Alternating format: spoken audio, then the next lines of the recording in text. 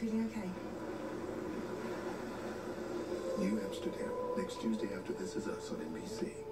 Stick around later for Jimmy Fallon as Liam Hemsworth drops by tonight. Live, local, breaking news. This is WYFF News 4 at 11. The dangerous cold is here. It now feels like 14 degrees in Asheville. It's going to continue to tumble. It'll feel like below zero by tomorrow morning. For my mother, her love, affection, and care as a parent was used to push an agenda to create a false distress. A candid talk on vaccination from a teen who says social media helps push false information. An upstate teacher out of the classroom tonight accused of letting a priest abuse a student. That former student responds tonight. It was devastating. It felt like a death.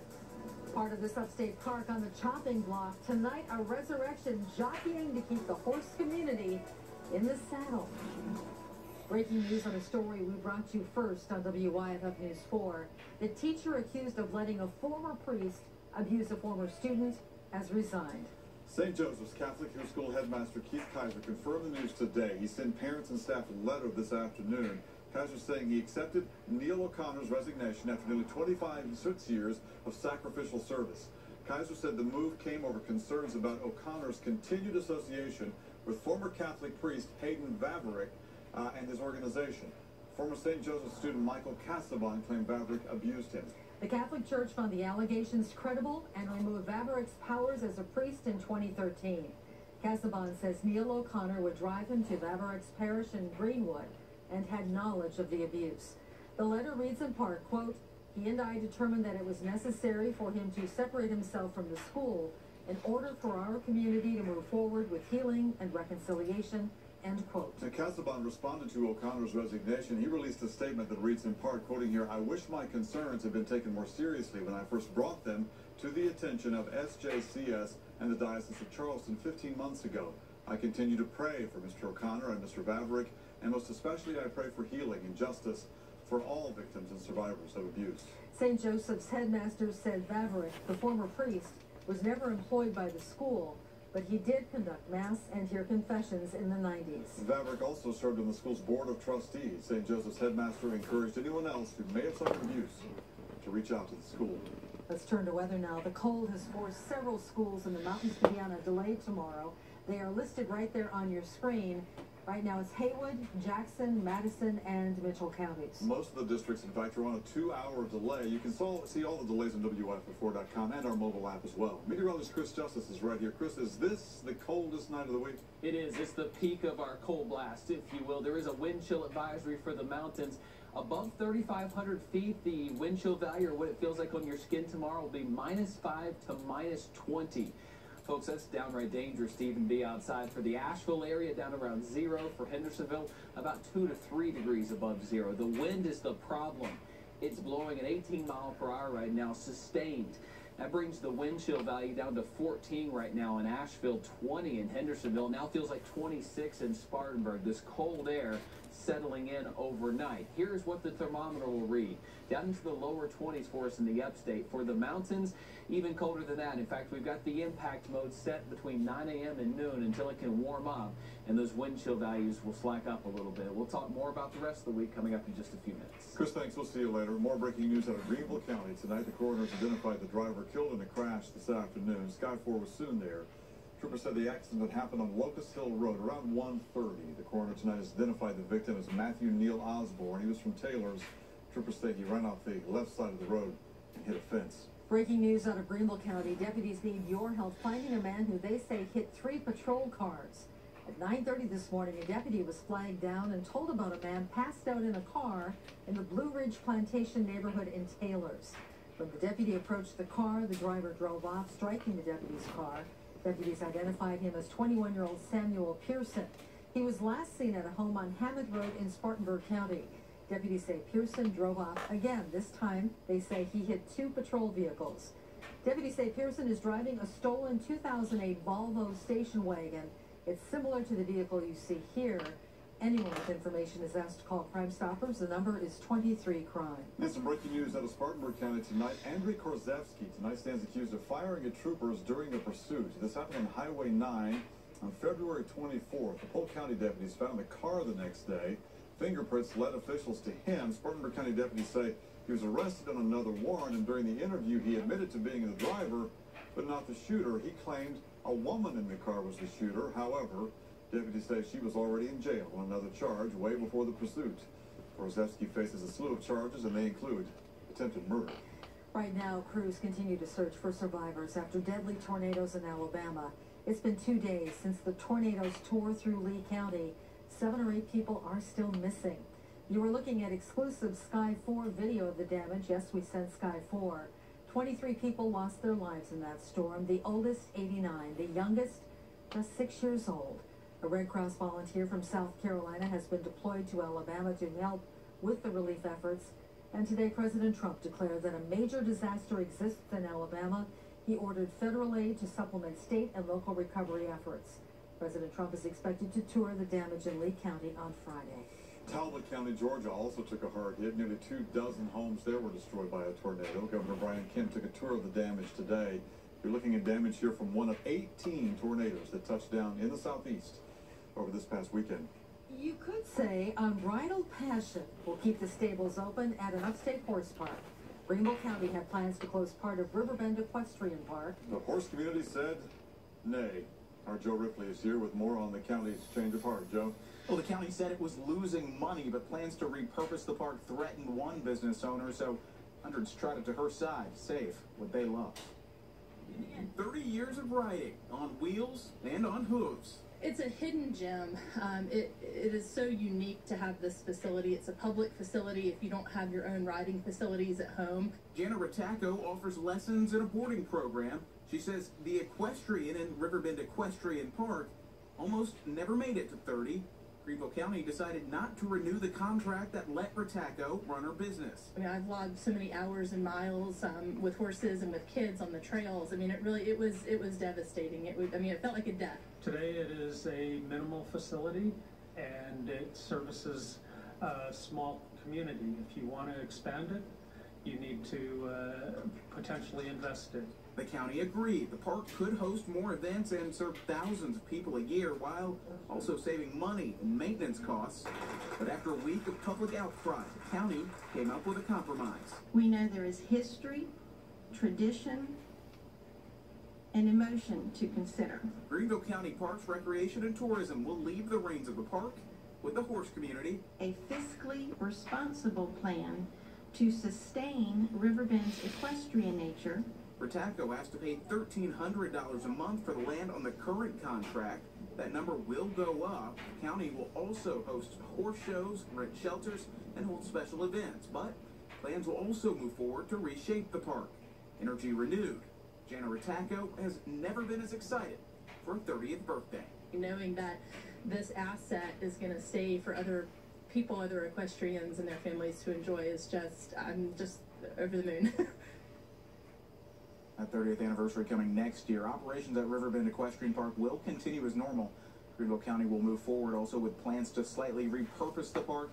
They will issue a survey on how it can best serve the community. The current equestrian contract runs out in June. Carol? Joe, thanks. An upstate man pleaded guilty to killing a man during a home invasion. Connell Shontavious Wells Jr. was sentenced to 30 years in prison. Officials say Wells killed Clinton Pearson at a home on Cox Street. The shooting happened in December of 2016. Solicitor Walt Wilkins says Wells and 2 others planned to commit a home invasion robbery. He says they believed a large amount of drugs was there. One suspect fired shots into the window of that home. Another kicked the door open. Wells went inside the home armed with a handgun. Pearson died from gunshot wounds. The 2 other suspects are awaiting trial in May. Police say a man accused of driving drunk made matters worse by complaining that an officer would not share a bottle of liquor with him. Police stopped a truck leaving a Morganton sports bar. Kyle Ryan Elliott told officers he was trying to get his girlfriend's medicine at the time. Elliott failed a breathalyzer test. Police then put him in the patrol car, and that's when he saw a confiscated bottle of Fireball. The report says Elliott told the officer, quote, "You couldn't have shared, I'm already drunk." Elliott was charged with DWI. Today on Capitol Hill, lawmakers listened to testimony about vaccines. The panel included medical experts and an Ohio teenager. He gained national attention for deciding on his own to get vaccinated at 18. Ethan Lindenberger says his mom developed strong anti-vaccine views from social media. For my mother, her love, affection, and care as a parent was used to push an agenda to create a false distress. And these sources which spread misinformation should be the primary concern of the American people. The testimony came amid ongoing outbreaks of measles. Also on the rise, the percentage of young children getting no vaccines. That's according to a CDC report. Frustrated medical experts say that unfounded theory compels some parents to listen to fear rather than fact. President Trump signed an executive order aimed at reducing suicides among veterans. This is called PREVENT. The order creates a cabinet-level task force that will bring together public and private sector partners to improve the quality of life for veterans in this country. VA Secretary Robert Wilkie will lead the effort. Veterans are America's greatest national treasure. And a lot of people understand that, some people don't. I will tell you, our single greatest national treasure. They kept us safe, and we're going to keep them safe. Such a daunting number here. Around 20 veterans or service members take their lives every day. Turning to Commitment 2019, today was Election Day in Union and Lawrence counties. The unofficial results of several municipal elections are in, and here's a look at the mayoral races. The winners are there on your screen. Scott Cook won in Gray Court. Nathan Sen won in Lawrence. Bob McLean won in Clinton. We are still waiting for the results of Lockhart's mayoral race. North Carolina House members want their daily sessions to be televised online. They say it's about promoting transparency in the legislature. A measure now heads to the full House for this. It would install video equipment so the daily floor sessions could be broadcast on the General Assembly's website. Sponsors say they'd like to see the Senate air session broadcast as well. Audio of House and Senate floor and committee sessions already airs live on the legislature's website. The FBI director says foreign adversaries are trying to divide Americans with an eye on the 2020 elections. Christopher Wray says the cyber threats facing us in the U.S. are, quote, unlike anything we have had in our lifetimes. He points to countries like Russia, Iran, China, and North Korea. He says foreign entities are still behind online campaigns to cause fighting among American voters. Especially using social media, but lots of other techniques as well, to sow divisiveness and discord, to pit Americans against each other, to undermine our faith in democracy, and that continues. And we're gearing up for it to continue and grow again for 2020. The FBI is working with social media companies to counter the threats from other countries. The head of the FDA will resign his post. Dr. Scott Gottlieb has been FDA commissioner since 2017, and during his time at the FDA, he's worked to stop youth vaping. He even threatened to ban e-cigarettes altogether unless companies could keep their products out of the hands of kids. It's unclear what will happen to those efforts now. He will stay at the FDA for one more month. Still to come, living in cages, an extreme case of hoarding leads to a massive dog rescue. Taking a look at the wind chill values, this is what it feels like on your skin. 25 right now in Gaffney, 20 in Hendersonville, feels like 11 in Cullowhee. Tickets on sale now. Fruits and vegetables can help contribute to a healthy life, but that fresh produce can be hard to get in some parts of some communities. Tanya Smith says that's because of affordability, lack of available grocery stores, and transportation. So she has made it her mission to bridge the gap. Smith created Ruth's Gleanings 3 years ago. This takes extra food from farmers, grocery stores, and restaurants and gives it to places like food pantries. She's now leading the launch of Food Share in Spartanburg, giving fresh produce box to families twice a month.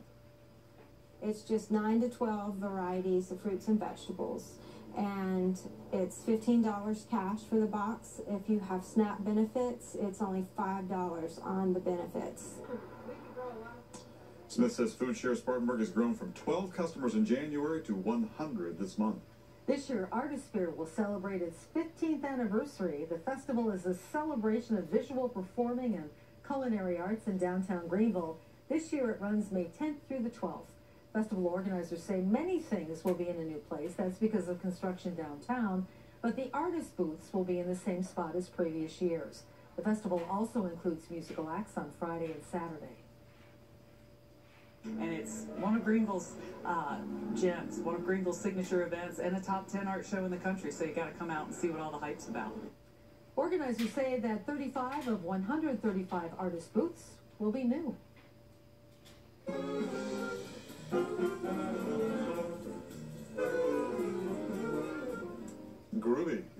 director at TL Hanna has retired. Richard Baskin has been at the school for 38 years. He says the program has traveled a lot of miles in that time.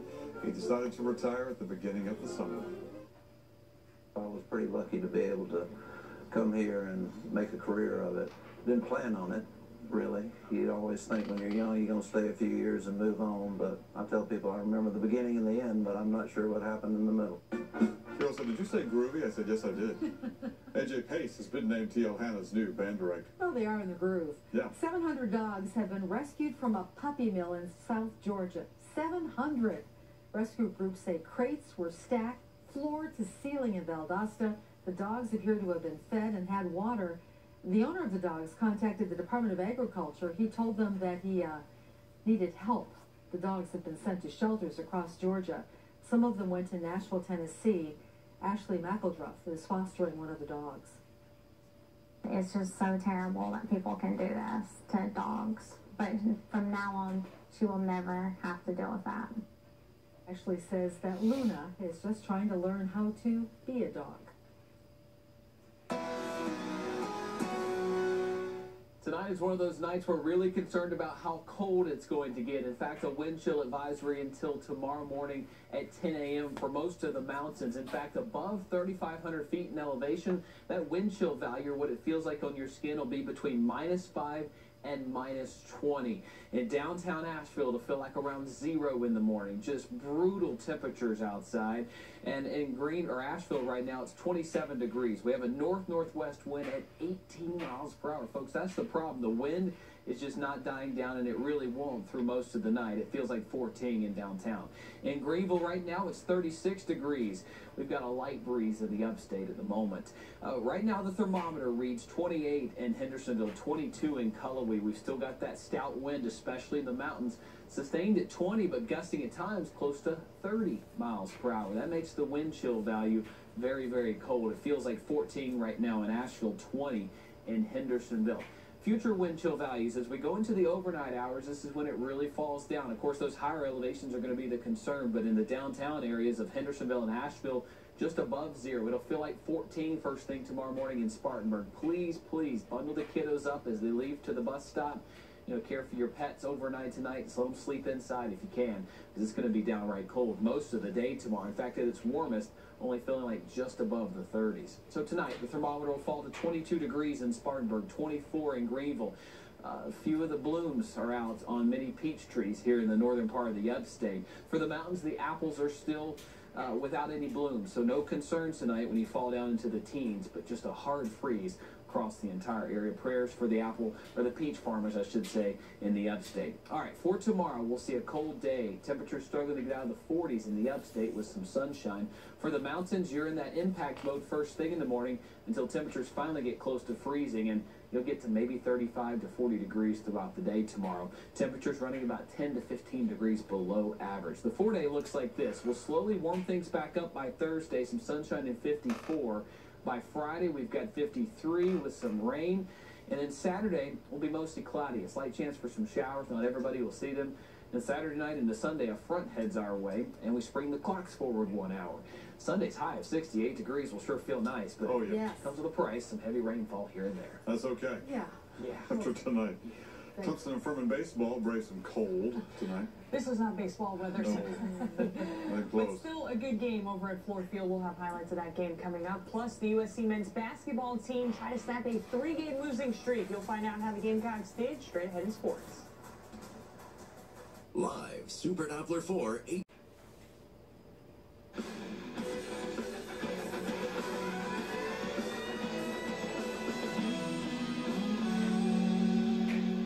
It certainly wasn't ideal baseball weather at Ford Field Tuesday, but still a big matchup happening in Greenville between Clemson and Furman. The Tigers have never lost the game to the Paladins at Ford Field, and Furman tried to snap a 19-game losing streak to the Tigers. Clemson looking to rebound after its series loss to USC, while Furman is trying to snap a 4-game losing streak. The Paladins take an early 1-0 lead, but Clemson rallies in the fourth. Briar Hawkins hits a shot up the middle. Grayson Bird scores to tie it 1-1. Then bases are loaded here. Adam Hackenberg skies one to center. That sac fly scores another. Clemson's out in front 2-1, and the Tigers pitching staff doesn't need much run support in this one. 3 Tigers combined to hold the Paladins to just that 1 run. Clemson wins it 3-1. The Tigers have won 11 in a row now at Fluor Field. South Carolina coming off its big series win over Clemson. Gamecocks hosting the Citadel. South Carolina starting pitcher TJ Shook on point from the start in this one. He pitched 6 1/3 and struck out 12. How about that? Bottom half of the second, South Carolina bats catch fire. Andrew Eister sends a rocket to center. That is a solo homer, goes just over the fence. It's now a 3-0 game. Then Luke Berryhill gets to the plate, and he rips another one to dead center. 2 more runs score, and the big inning continues. Jacob Olsen then follows Berryhill with a double of his own to make it 6-0. Overall, the Gamecocks score 8 in the inning. South Carolina wins it 9-0. Wofford baseball beat USC upstate tonight by a final score of 3-1. Even though the USC men's basketball team has lost 3 in a row, Coach Frank Martin says his team has overcome adversity all season long, so he's confident they can snap that streak with 2 games left in the regular season.